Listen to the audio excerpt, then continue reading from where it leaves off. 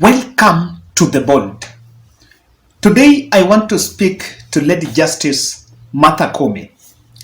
In 2023 in this channel, I once warned and I said that if Martha Koome will entertain the UDA shenanigans, then he will go on record as the worst Chief Justice of the Republic of Kenya. And clearly to that, he is heading in that direction. Lady Justice Martha Koome, the 15th Chief Justice, I want to remind you that there have been 14 occupants of that office. You have exposed your underbelly by succumbing to Ruto pressure. Because the precedence being set is very dangerous for the arm of government that you lead. Remember, while the Constitution envisions interdependence and interdependence of the three arms, but it also envisages independence. Now, what Kenya Kwanza is doing is political aggression towards the judges, and it is a case of an aggrieved party in a case. And it is not the fight against judiciary. Now, by accepting to call for dialogue after such a spirited aggression against judges is just as simple as legitimizing their political aggression. You're trying to say it is in order for the president, a man who has all the intelligence, to spend the time in rallies charging the political mass against state officers because they have the privilege of getting the dialogue. And today I want to remind you of your immediate predecessor, that is David Maraga. David Maraga faced many challenges, and this video I want to play here is a snippet. It's a roundup of the hell, the ghosts that David Maraga went through. But do you know he never bowed down, even to the former president, Uhuru Kenyatta. Time is coming when tough decisions will be made. But if you're already showing that you are this weak, then I'm telling you, it's a precursor that is very dangerous. Listen to this because Maraga seems to have some very good advice for you here. Hapana. Hiyo hapana. Our judiciary will respect you, but judicial impunity by corrupt judicial officers must stop in Kenya. The government has, as a machinery.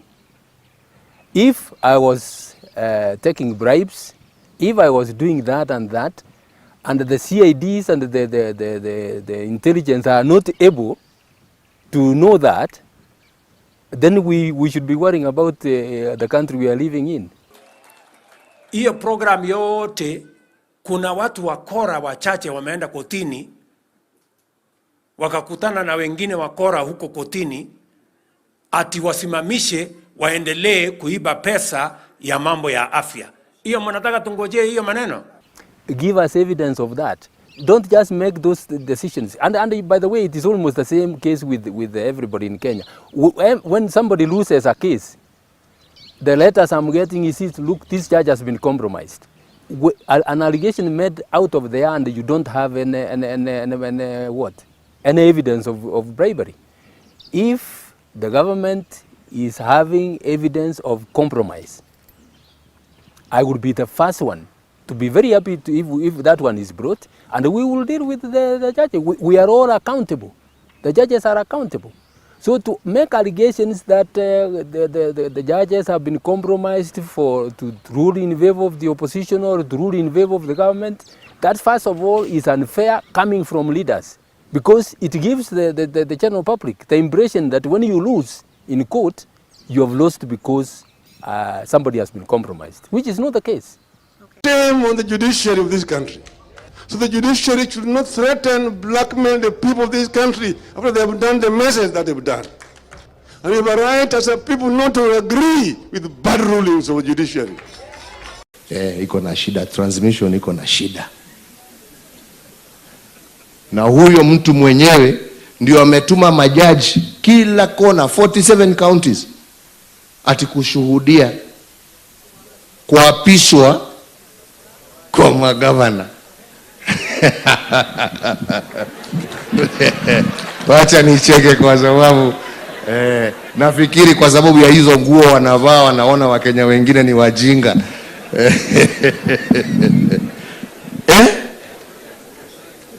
Explain to me. Explain to me.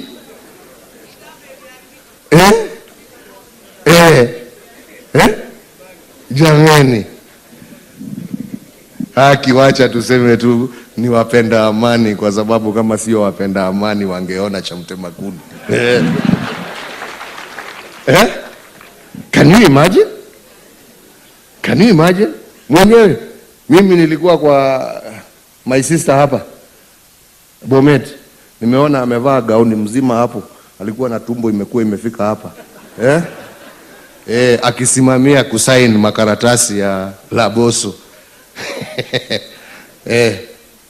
Lakini sasa and I have always said we have a problem with our judiciary, but regardless we respect, but we shall revisit.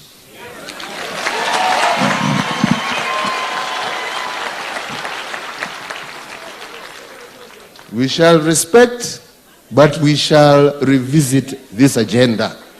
Na tunataka Maraga atusikie vizuri, kwa sababu he has had his day. Ours is coming. I'm not quite sure about that. I'm not quite sure about that. But you know, the drastic cut in the budget, in the budget allocation is shocking. In fact, for us in the judiciary, is shocking. Chief Justice Martha Koome nimemtumia ujumbe leo asubuhi.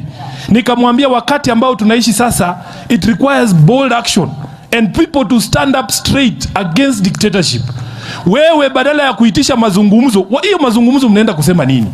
Mkubaliane na Ruto zile kesi atawaachilia zipite, zingine muachilie zipite, wananchi waendelee kuumia.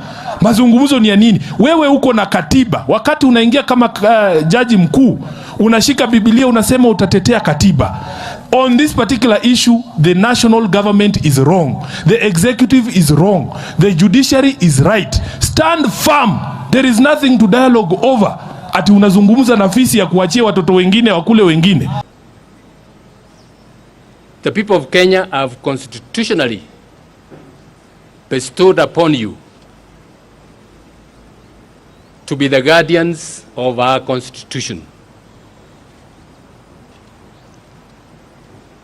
to uphold the rule of law.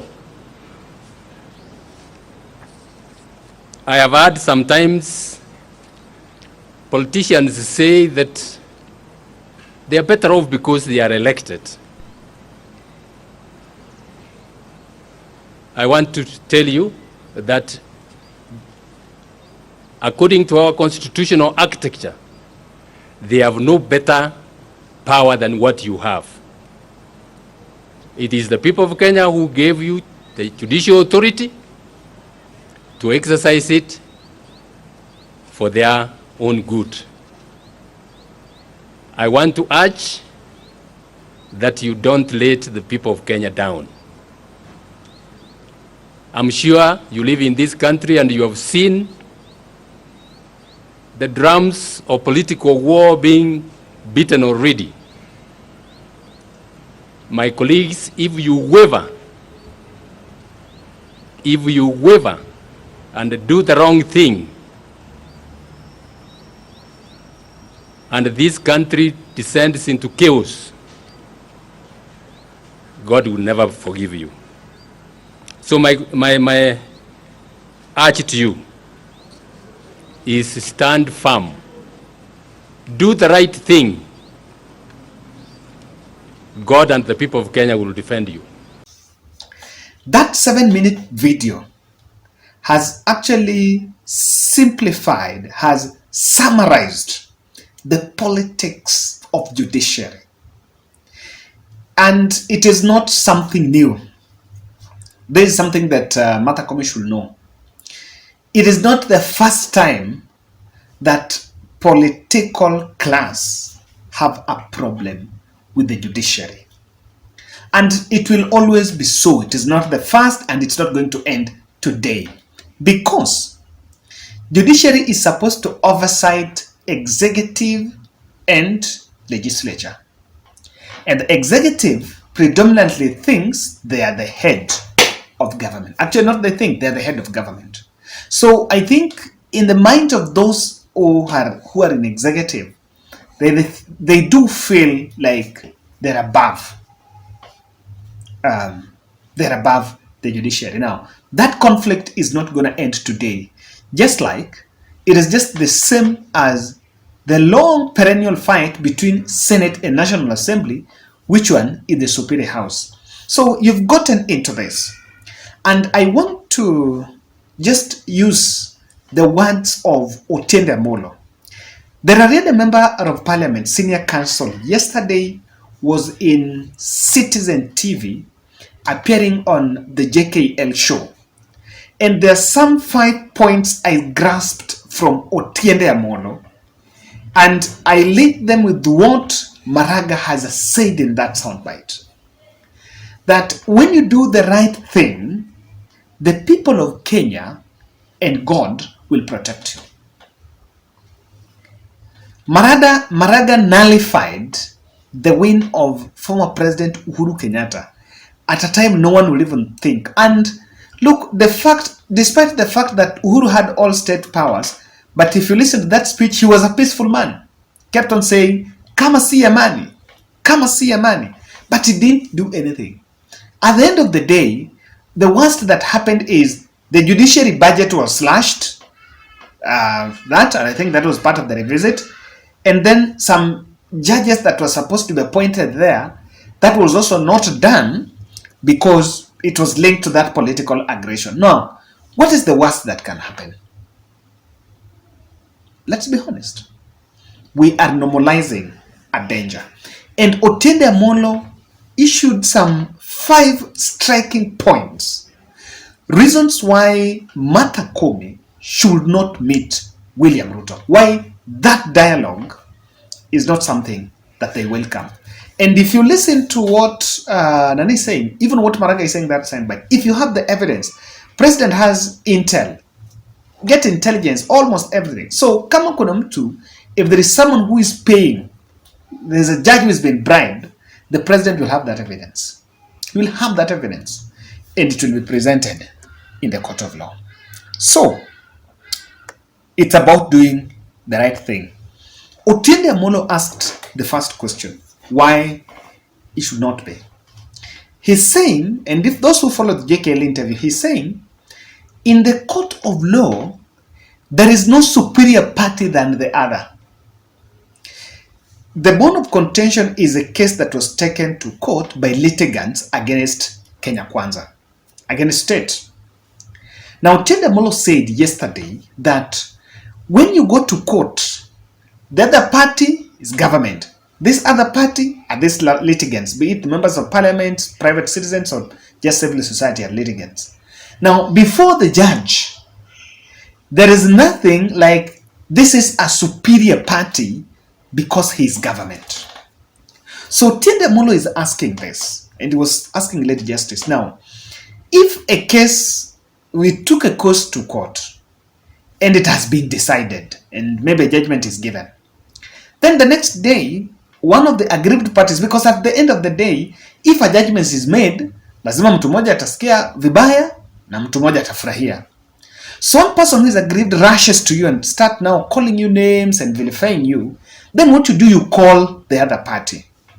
So the question here is, yes, we agree you can meet the president, he's always in his capacity as the president. But how about the other litigants? Are you also going to have another dialogue with Okiya Mtata to explain to them on what exactly is going on? Are you going to tell them on what exactly you've discussed with the president? And if you make that decision and the judgment is made, don't you think between the president and the public, aren't you going to erode the public trust on the courts? And that is one question. Why? That is one aspect that Otiende Amolo raised, that we are entertaining. And you know, President has blackmailed Martha Koome. You can listen to them saying in the rallies that President was elected and was given mandate by the people. And so, the reason why he's going to the people is going to explain to the people because he's given a mandate by the people. But don't you also know that judiciary mandate was also given by the people? It's only that the other one was an elective post, or this one is an appointive post, was appointed, but it's in the constitution. Didn't we go to referendum in 2010 to enact a new constitution? You know. So the point of, because someone has a public, and so someone is in public and it doesn't need to, it's not something that is there. Now, it is very clear that that precedence of dialoguing with one party, if it is dialogue about especially these two cases, then you should bring and settle for out of the court settlement. Talk to litigants, wasipeleke kesi, let's settle it out. That's it. Number two, questions by Otiende Amolo. Otiende Amolo is asking CJ Koome that Ruto's case is already in public domain and he is begrudging the judges. And his complaint is very clear. He's complaining about judges that, according to him, there are some people, and I think others have always mentioned Uhuru and Raila, and I think even Alice Wahome mentioned Kalonzo and Eugene.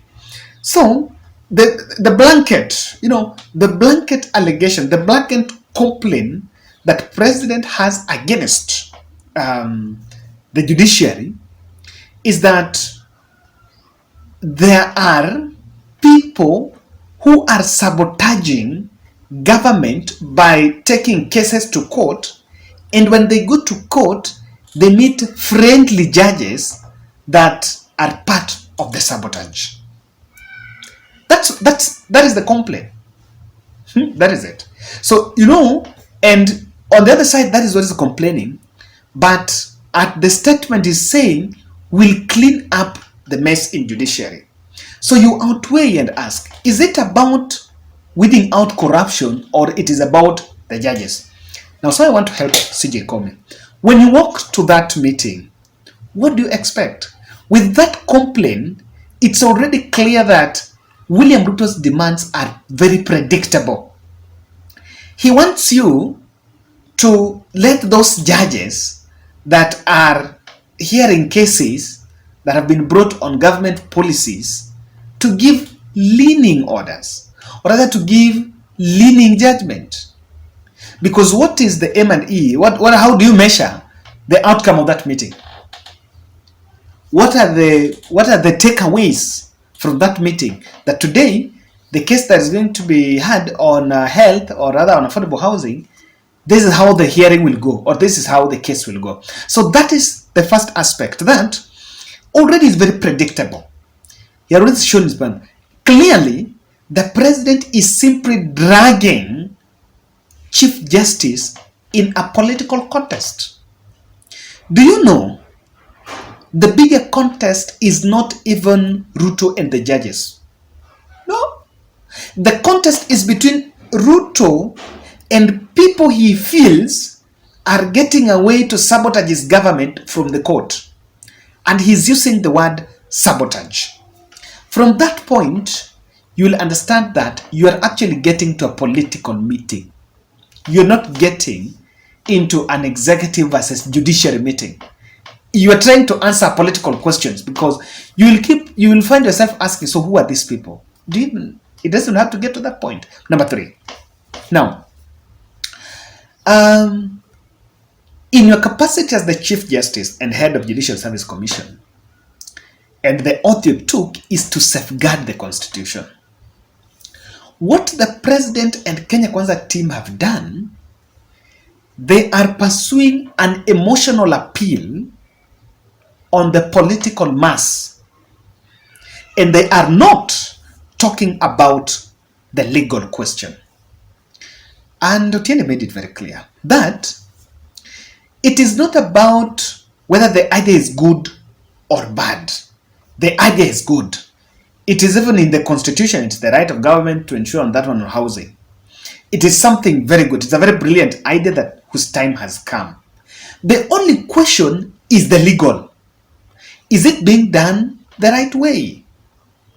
There are two aspects. There is legal question and there is the public reasoning. Let's suspend the public reasoning because then that depends to individual's opinion. And opinions are divided. So that one you cannot get a consensus. But the law is a double-edged sword. It cuts both sides. So Otiende is asking that when Ruto is talking to the political mass, he is not telling them that the judges are complaining about what. You know, what the judges have complained about is that there is no legislative structure on executing that. That's a bit of it. And the principle of equity in it, because there is no way you're taking money from the formal people in the formal employment to build houses for all. And clearly, there is no clear point on what exactly is being done or how people are benefiting. So, William Ruto is already running an emotional question. So when you go to that meeting, will you go there as a judge, or William Ruto be accompanied by the lawyers so that you explain to him the judgment that is there and he gets out? Or he will tell you, let's forget about that judgment.